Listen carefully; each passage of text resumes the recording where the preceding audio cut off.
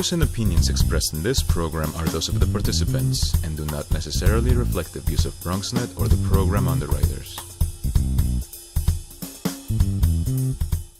Coming up on this edition of Perspectives, we go front and center with the issue of police-related shootings and voter turnout.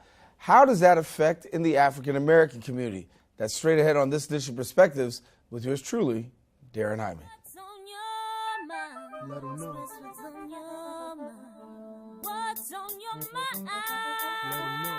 Anything relevant to life, you bring it to the table. Whether you make a move solo or a movement with a stable. No fables, just speak on your decisions. Cause in the long run, it's your voice, your views, your vision. Keeping it real with many messages for you to know. This ain't radio, but DJ runs the show. Entertainment, he rocks it. Politics, he locks it. The host with the most would handle any topic. Don't forget to share your perspective with shines of light. Cause it might make a difference in someone else's life. Make a difference. What's your perspective? Express what's in your heart and your mind. Share your perspective. What's your perspective? And hello, everyone, and welcome to another edition of Perspectives. I am Darren Hyman. Of course, we invite you to stay connected to our show.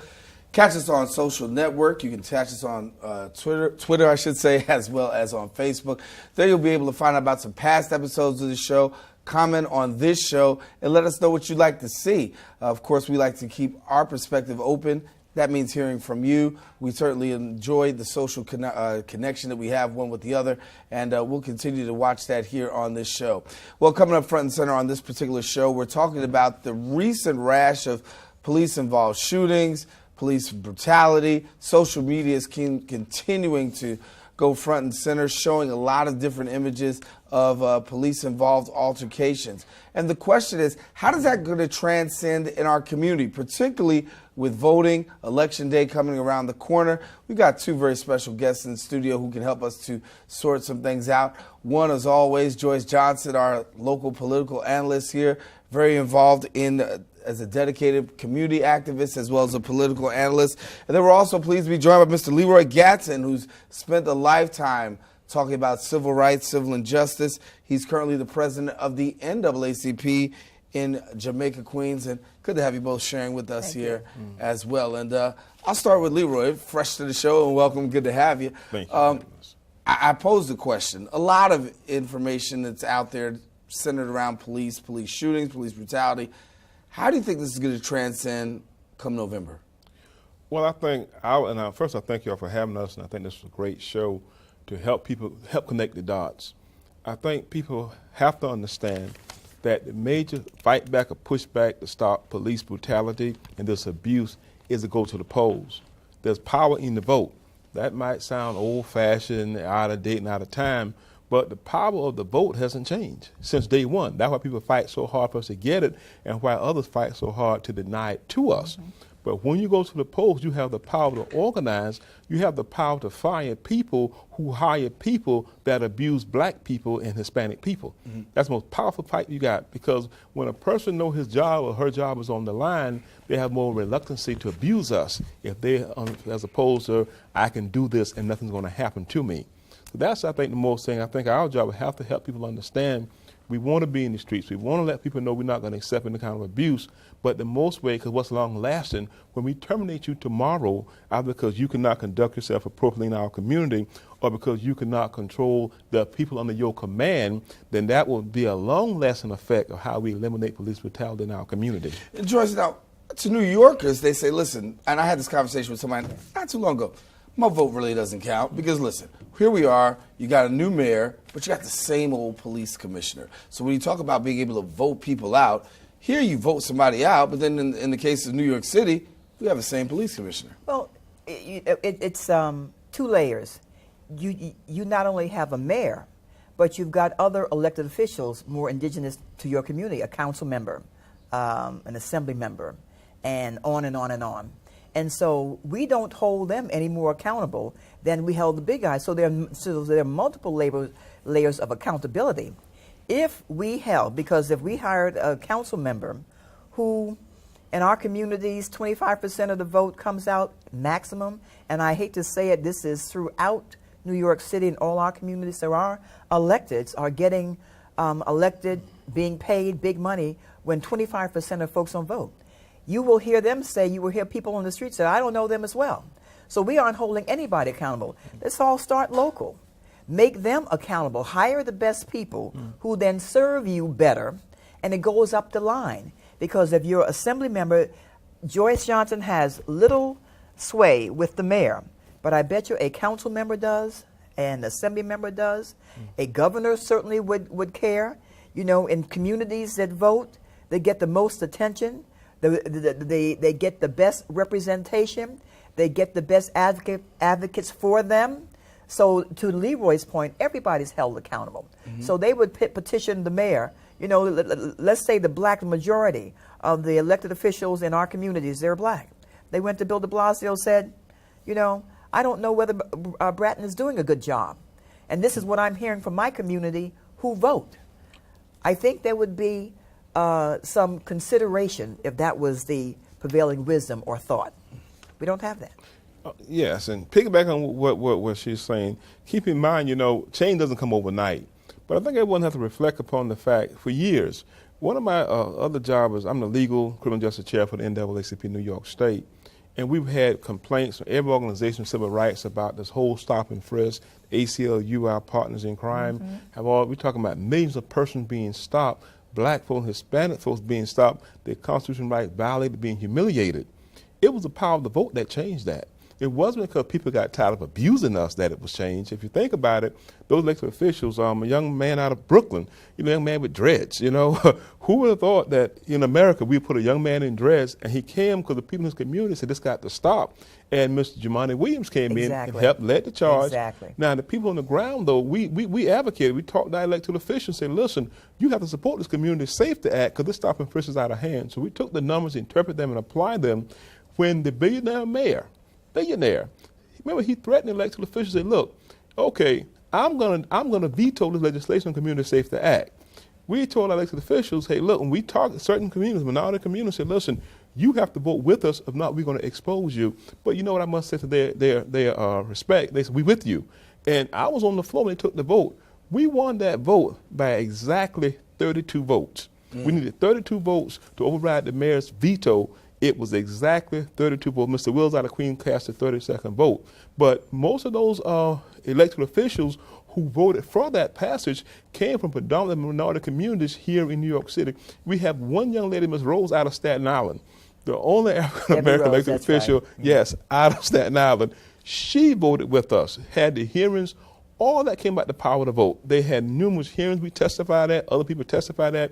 That was the first time that people really had a voice to effect legislative change on this stop and frisk. And it worked. That's a prime example, I think, of how strong the power of the vote is because, yes, we had to inform my elected officials, I will not call names, if you do not vote for this, we're going to tell everybody in your district you didn't vote for this. And so what the heightened awareness of what's going on in the police department, brutality, shootings, things of that nature, or I should say alleged at this point, because somebody will call and say that I wasn't fair. Alleged brutality, shootings, things of that nature.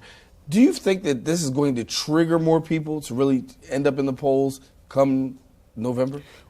I hope so. That's why we appreciate this show, because this gives us, we can talk to NAACP. We go to meetings all the time. We talk about this issue night and day, but that you are allowing us to have this forum that might trigger in the minds of the voters and the populace out there that this is their responsibility. How do we we know, we've been in this struggle for so long.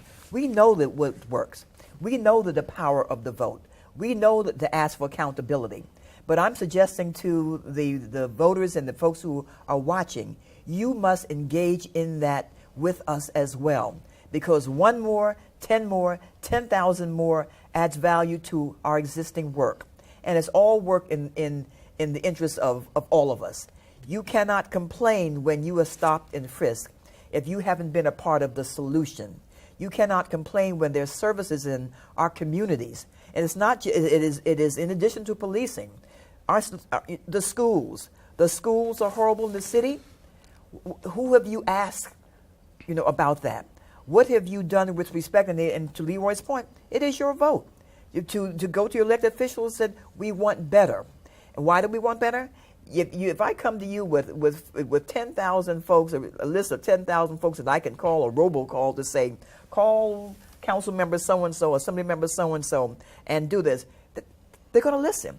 Because in September the 9th is our election. September the 9th and every other September, we should be marching to the polls because it affects so much of what happens to you. It's the great equalizer in America, always has been. September the 9th is a very important day, of course. What are we hearing in terms of galvanizing people?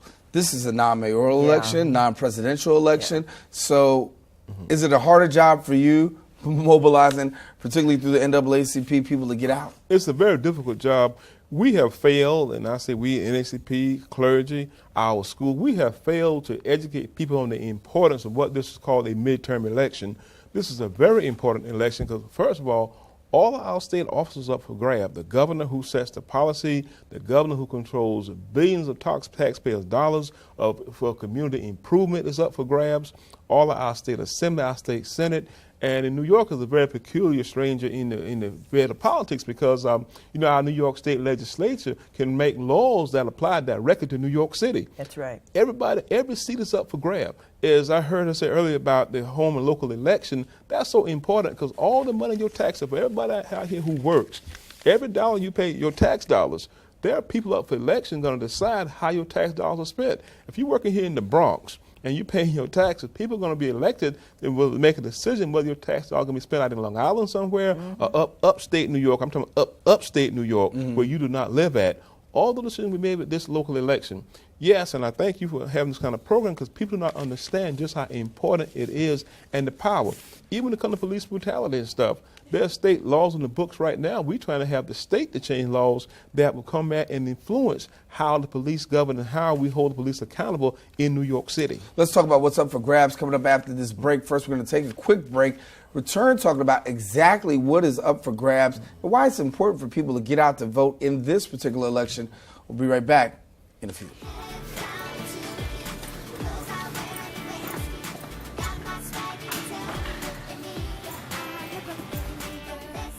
I love being in classrooms like this one and learning new things. But I'm a Brooklyn girl, and I know school can be hard. It's demanding, and we kids have many distractions, lots of other things we could be doing. Sometimes even your friends may tell you that school isn't cool, that it isn't the place to be. Don't listen to them. There's nothing more important than education. It's the key to everything else. It helps us understand our world and be better people, better friends, and better citizens. So stay in school, and don't let anyone tell you that you're not good enough or smart enough. Be a star, shine brighter than anyone else, and you'll make the grade. This has been a public service announcement of the Make the Grade Foundation. Go to makethegrade.org to learn more.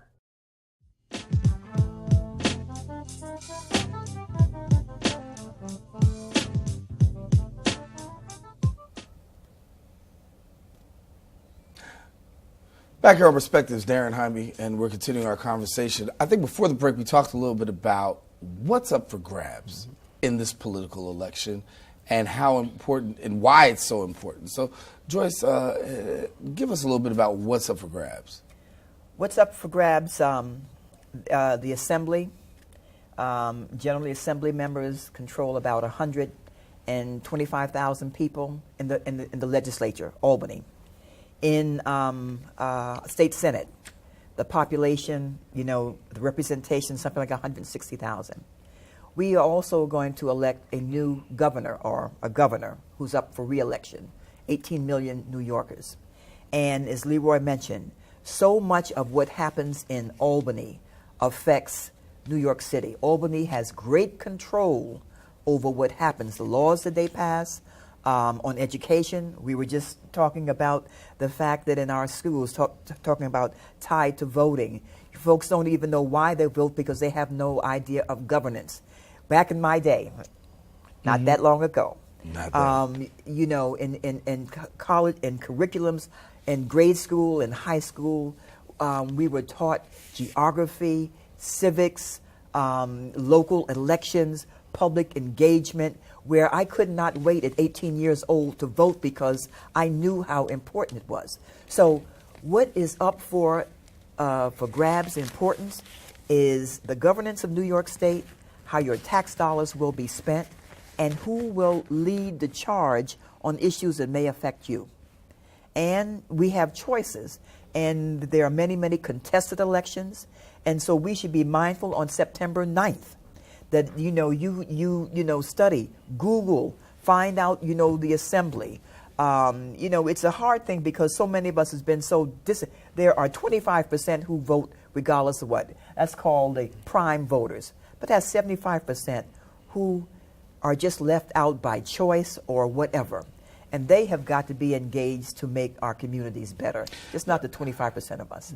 And Leroy, when you're talking about engaging people, young people are very important. I know, and for those who don't know, Leroy is the president of Jamaica branch of the NAACP.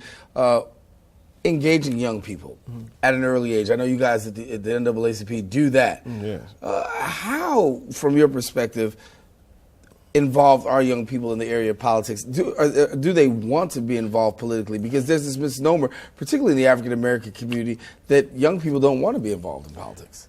Let me try to put that in the right context. That's a very complicated question you asked, sir. We have failed as a people.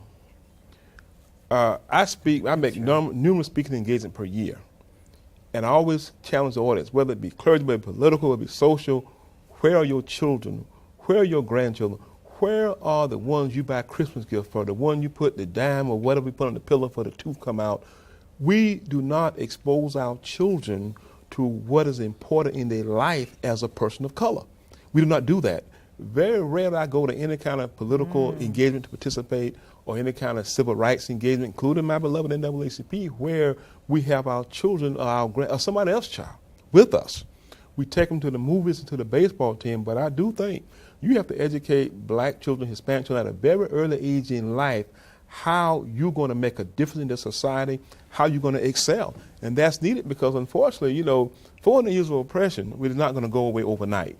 And there are still those barriers and those glass ceilings in place to deny people of color their rightful upward mobility in the workforce by itself.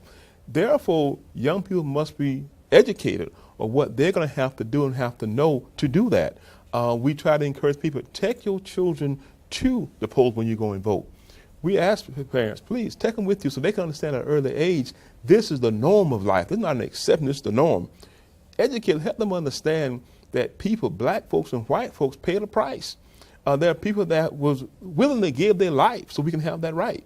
And right now, as Joyce was saying earlier, Ms. Joyce was saying, the schools have failed to do that. And but the other part, we have failed to let our children understand exactly, as we talk about in this program, how important this election is. One of the key things, and we can put this on the table now on your show, our leader, Ms. Dukes of New York State, we've declared in the year of 2015, we're going to change the law of New York State. We want to put ban the box. Ban the box and take that off the application. We want to take that off the application. We're going to need, in this upcoming election, we need people coming back to Albany or going to Albany for the first time that's going to vote with us. And ban the box affects so many people. And let me try to explain that for a minute. On the application, they ask you, have you ever been arrested? There's another question up there about, what happened, were you found not guilty, was it a trial, they dropped the charges? Once you answer that question, you're condemned. Yes, we have laws that prevent discrimination because you've been formally arrested or incarcerated, etc. However, though, you never get to that point. Because once the human mind sees someone you've been arrested, that's right. You finish. No matter how qualified and talented you are, you're not going to get to the second round. What we're proposing and what we work with some of our other sister organizations that no, it should be if you make it qualify to the second round, then the question comes in the interview, have you been arrested? Then at least explain the terms. But not on the initial. Not on the initial. You're totally correct, sir. Not on the initial. And so many of our people, brothers and sisters of color, has really been arrested, never were convicted. We're talking over 6 million with the stop and frisk, case dismissed, ACD thrown out, and there are those too who went away, did their time, paid their debt to society. Now we want to reenter them back into this community. If you can't work, you're going to have a very difficult time entering back into a community. it pays. It makes common sense to say, listen, you come back home, you pay your debt to society, then let's give you a job to keep you out. Let's take the money off the tax. I work and we all work, because if that person's not working, those of us out there who work, we paying for their livelihood and their children and their family. Let's put them on the tax roll, not a tax burden, but a tax contributor. It just makes common sense. It also benefits our community, because a man or woman feel better when they can provide for their child, their household. It strengthens our community. Every motivational factor in the world is there for us to pass that law. We're going to run into opposition from upstate because it benefits them, like it did in the plantation, to incarcerate people of color, just like it did on the plantation, because it's an economic benefit to those people upstate. And namely, for people who don't know, if you have an incarcerated individual from downstate and they go upstate, they're counted in that upstate population. Exactly. They're not counted from being in the 5 boroughs here. You're counted in the Albions and the Atticas and the other places like that. Joyce, when we talk about this whole voting situation, a lot has been said about what's at stake. A lot has been said about mobilization. But the reality is when it comes to us as a community, there is a lot of apathy. But apathy, why? Historic, if you feel, and as a candidate many times, and it's been my lament, because I've had that question, like, why should I? And what I've heard, the comeback from me saying, it is your power, it is your opportunity, and they've come back to say, you're all the same. You're all the same. They have no confidence, black, white, yellow, green. They have no confidence in the people that represent them. And it's hard to say, well, you can change that. You can change that with your vote, but there is this impression that all politics is corrupt, and sadly there are too many incidences of late and historic too of elected officials going to jail, being prosecuted for wrongdoing. And so it is, for me, I'm the type of person that I'm going to be a change agent. And it just naturally, and I've often thought, how do I get across to the person in front of me who says, you're all the same, I can't do anything about it, I come in and you can't change, I can't change, so why bother? I think it goes back to what Leroy says. It is almost a drumbeat of when they go to school to tell them that this is an apparatus of change for your community, your lives, and your family. You just can't hear it on those occasions when they will say, people will say, as I have connected with voters or non-voters, this is the only time we see them, when there's an election.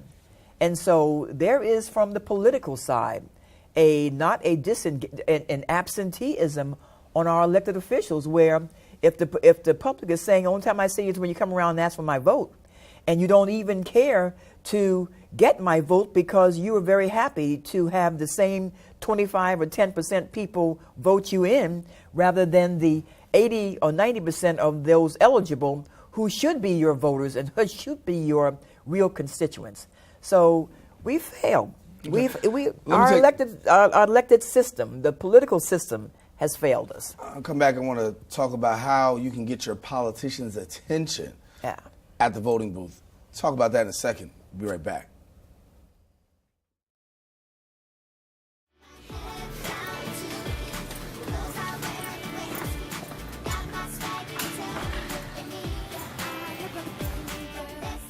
I love being in classrooms like this one and learning new things. But I'm a Brooklyn girl, and I know school can be hard. It's demanding, and we kids have many distractions, lots of other things we could be doing. Sometimes even your friends may tell you that school isn't cool, that it isn't the place to be. Don't listen to them. There's nothing more important than education. It's the key to everything else. It helps us understand our world and be better people, better friends, and better citizens. So stay in school, and don't let anyone tell you that you're not good enough or smart enough. Be a star, shine brighter than anyone else, and you'll make the grade. This has been a public service announcement of the Make the Grade Foundation. Go to makethegrade.org to learn more.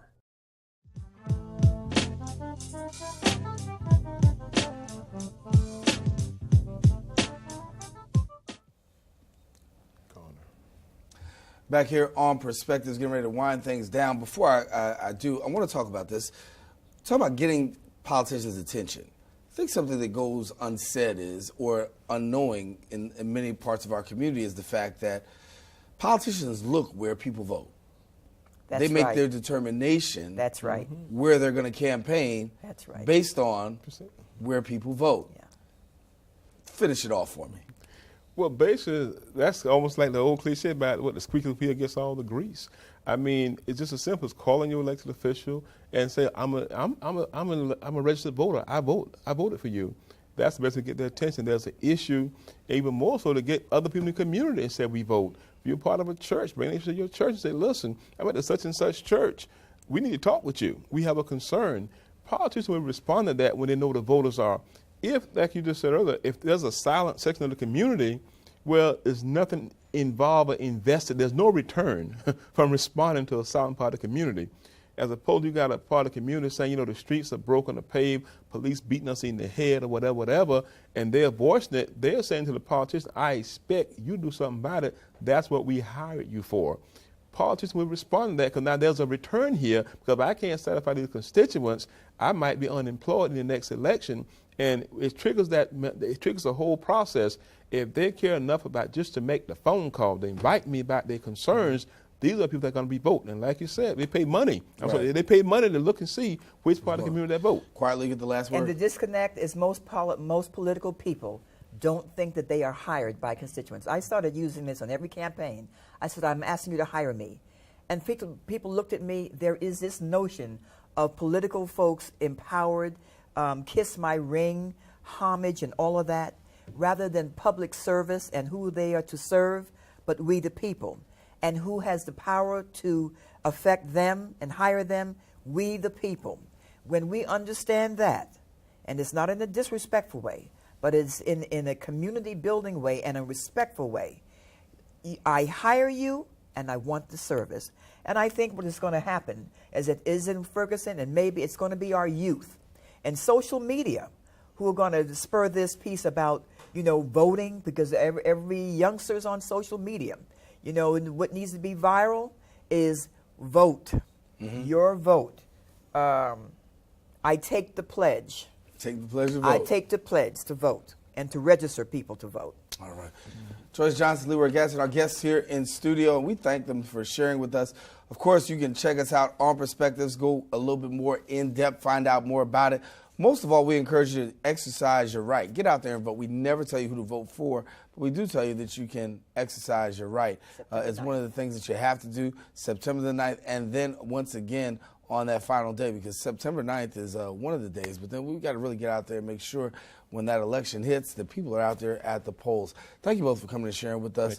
Thank you for staying with us here on Perspectives. We invite you to stay safe, share your perspective with somebody else. It just might make a difference in their life.